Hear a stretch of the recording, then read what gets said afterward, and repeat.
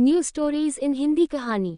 आज सुबह से ही कुसुम की तबीयत कुछ ठीक नहीं थी। उसे उल्टियां जैसा फील हो रहा था, उसका जी मचल रहा था, वो बार बार वॉशरूम जा रही थी। आज तो उसकी तबीयत रोज से ज्यादा बिगड़ती जा रही थी। उसने अपने कमरे में जाकर अंजलि को कॉल किया।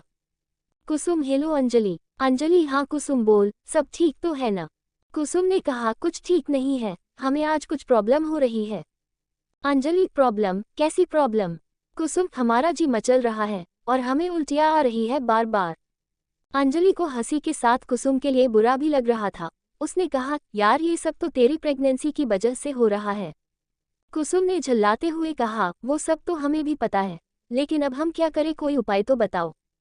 अंजलि ने कहा, अरे वाह, पूछ तो ऐसे रही हो जैसे हम चार चार बच्चों की अम्मा बन चुके हो। अरे हम क्या बताएं इसमें, देखो नेट पर चेक करो क्या करना चाहिए ताकि उल्टियाँ न आए।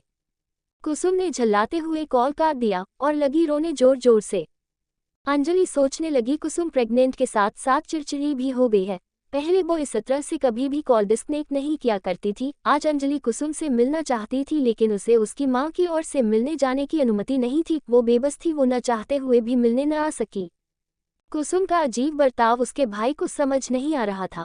उसने कुसुम की हालत देखकर सुनीता को बुलाया और पूछा, क्या कुसुम को कोई दिक्कत है? आज बार बार ऊपर नीचे जा रही है, परेशान भी लग रही है, देखो तो इसका चेहरा भी सफेद पड़ रहा है। सुनीता आई और कुसुम की ओर देखकर चाहकर भी कुछ नहीं कह पाए। उसे तो पता था कि प्रेगनेंसी में ऐसे लक्षण आते ही आते हैं। उसने बात को बदलते हुए कहा, अरे नहीं, कोई खास बात नहीं है, उसे कोई ऐसे ही लड़कियों वाली दिक्कत होगी, आप जाओ, मैं देख के आती हूँ। सुनीता कुसुम के पास गई और उसे गले से लगते हुए पूछा, कुसुम कोई दिक्कत है क्या आज? कुसुम की आंखें नम हो चुकी थी। उसने कहा, हाँ आज बहुत ही जी मचल रहा है। सुनीता ने कहा, चलो आज तुम तैयार हो जाओ, तुम्हें डिस्पेंसरी ले चलेंगे, वहां नर्स से पूछेंगे क्या करना चाहिए।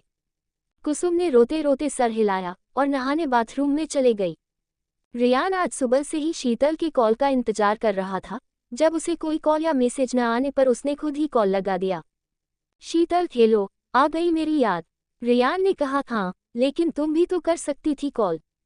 शीतल ने कहा, मैं ये देख रही थी कि तुम करोगे या नहीं, कल जाने के बाद से तो कोई कॉल या मैसेज किया नहीं था, ऐसा कहाँ व्यस्त हो गए थे?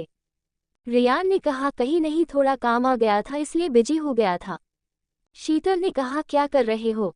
रियान ने बताया, कुछ नहीं, बस फ्री था, आज बैठा हूँ। शीतल ने कहा, तो फिर अभी आ सकते हो मेरे पास। रियान ने कहा, इतना मिस कर रही हो मुझे? शीतल ने कहा, हम आ जाओ जल्दी से। थोड़ी ही देर बाद शीतल और रियान एक साथ उसके कमरे में थे।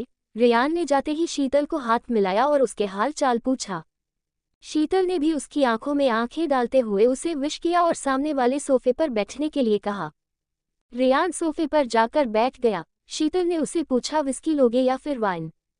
शीतल की बात सुनकर रियान की तो आंखें खुली रह गई। बोला, अरे वाह, तुम वाइन लेती हो? शीतल ने कहा, हाँ दोस्तों के साथ ले लेती हूँ। फिर शीतल ने 2 ग्लास में वाइन डाली और रियान की ओर बढ़ाते हुए उसी सोफे पर जाकर बैठ गई। दोनों ने एक साथ वाइन पीना शुरू किया। थोड़ी ही देर में दोनों ने 2-2 ड्रिंक्स पी लिए थे। अपनी ड्रिंक्स खत्म करने के बाद रियान उसे भूखी नजरों से देखने लगा। शीतल ने पूछा, क्या देख रहे हो? रियान ने कहा, तुम्हारी खूबसूरत आंखें। शीतल ने मदहोश होते हुए पूछा, तो क्या दिख रहा है इन आंखों में? रियान ने शीतल की बिखरी हुई जुल्फें संभालते हुए कहा, इनमें खुद को डूबते हुए देख रहा हूँ। शीतल ने हंसते हुए कहा, अच्छा तो तुम डूबना चाहते हो? रियान ने जल्दी से शीतल को किस करने की कोशिश की। शीतल ने अपने होठों पर हाथ रखते हुए कहा, दिया, इतनी भी क्या जल्दी है, हमारे पास पूरा दिन और रात है, थोड़ा सा सब्र करो तब करना। रियान नहीं माना और करने की कोशिश करने लगा। शीतल ने खुद को दूर करते हुए कहा, कल तो तुमने ये सब किया ही था, आज इतनी जल्दी क्या है? सुनते ही रियान की आंखें बड़ी हो गई। कहने लगा, क्या कह रही हो, कल तुमने कहाँ कुछ किया? शीतल ने कहा, मैंने नहीं, लेकिन किसी और से तो किया तुमने। रियान ने शर्म से नीचे की ओर देखने लगा। शीतल ने कहा, इधर देखो। रियान ने ऊपर की ओर देखा तो शीतल ने दोबारा पूछा, तुम मेरे साथ वो सब करना चाहते हो तो तुम्हें एक काम करना होगा। रियान ने तुरंत कहा, बोलो मुझे क्या करना होगा, मैं तुम्हें पाने के लिए कुछ भी कर सकता हूँ।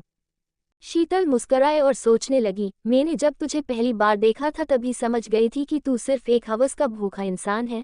तेरी आंखें साफ साफ कह रही थी कि तुझे हवस की प्यास है और तू उसके लिए कुछ भी करेगा। शीतल ने कहा, पक्का करोगे ना? रियान के मन में शीतल को पाने की चाहत उस हद तक थी कि वो उसके लिए अगर कत्ल करने के लिए भी कहती तो कर देता। शीतल ने ग्लास उठाया और एक एक ड्रिंक्स और बना दिया और पीने के लिए रियान को इशारा किया। रियान ने एक सांस में अपना ड्रिंक खत्म किया और कहा, बोलो जल्दी क्या करना है। शीतल ने अपना टॉप उतारते हुए कहा, पक्का करोगे ना। रियान ने जैसे ही शीतल को टॉपलेस होते हुए देखा तो उसकी आंखों की चमक और भी बढ़ गई और बोला, हाँ मैं सब कुछ करूँगा। शीतल टॉप उतरने के बाद और भी सेक्सी लगने लगी थी। उसने रियान की प्यार को और भी बढ़ा दिया था। शीतल ने कहा, कल तुमने जो किया था उसे दोबारा से करना होगा। रियान ने कहा, हाँ यार, तो मैं वही सब दोबारा करने की ही तो कोशिश कर रहा हूँ। शीतल ने मुस्कुराते हुए कहा, लेकिन यहाँ वो लड़की तो नहीं है ना। अब रियान की माथे पर सिकुड़न आ चुकी थी। उसने कहा, मैं कुछ समझा नहीं, साफ साफ बताओ। शीतल ने कहा, साफ तो है, तुम्हें मेरे सामने उसी लड़की के साथ वो सब कुछ करना है। रियान ने कहा, अजीब लड़की हो, ये कैसे हो सकता है, तुम खुद एक लड़की हो, कैसे हो सकता है।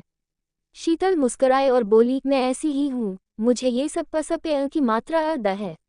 रियान ने आश्चर्य से पूछा, तो क्या तुम। अपनी बात पूरी करता उससे पहले ही शीतल ने कहा, मैं उस टाइप की हूँ जिसे लड़का और लड़की दोनों में ही इंटरेस्ट है। अब देख लो, अगर तुम्हें मेरी देह से प्यार करना है तो मैं जो कह रही हूँ करना पड़ेगा, नहीं तो मैं अपना टॉप पहन लेती हूँ। ऐसे ही वीडियो देखने के लिए हमारे चैनल को लाइक एंड सब्सक्राइब करें। Thanks for watching.